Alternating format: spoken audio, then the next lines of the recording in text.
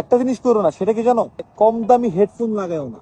যেদিন ডিসিশন নিছো যে তুমি আইএলটিএস করবা, সেই দিন থেকেই একটা অ্যাটলিস্ট, আমার স্টুডেন্টদেরকে আমি এটাই বলি, 2000 টাকা বাজেট করবা। অ্যাটলিস্ট মিনিমাম 2000 টাকা বাজেট করে একটা হেডফোন কিনবা। 2000 বলতে এই জন্য যে একটা ভালো কোয়ালিটি। কেন হেডফোন ভালো কোয়ালিটি কিনতে হবে বলো তো? যখন আমরা একটা চাইনিজ জিনিস মাথায় লাগাই, কানে লাগাই, এটা থেকে বাজে ফ্রিকোয়েন্সি হয় যেটা আমাদের মাথা ধরায় দেয়। 1 নাম্বার। 2 নাম্বার হচ্ছে কানের ক্ষতি করে ফ্রিকোয়েন্সিটা। দুইটাই খুব ডেঞ্জারাস জিনিস।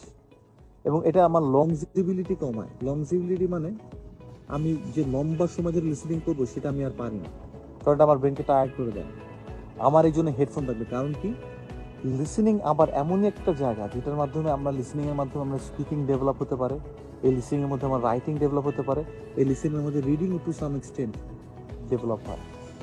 এবং এটা ভেরি ইজি। চুপচাপ বসে আছে, লিসেনিং করতেছি, শুনতেছি, পড়তে হচ্ছে না কষ্ট করে, লিখতে হচ্ছে না, বলতে হচ্ছে না। সো হেডফোনটা দিয়ে বা হেডসেটটা দিয়ে আমরা যেদিন আমরা আইএলটিএস এর শুরু করলাম যাত্রা, সেদিন থেকে আমার এই হেডফোন কানের মধ্যে, it has to be like kind of an integrated part of my daily lifestyle.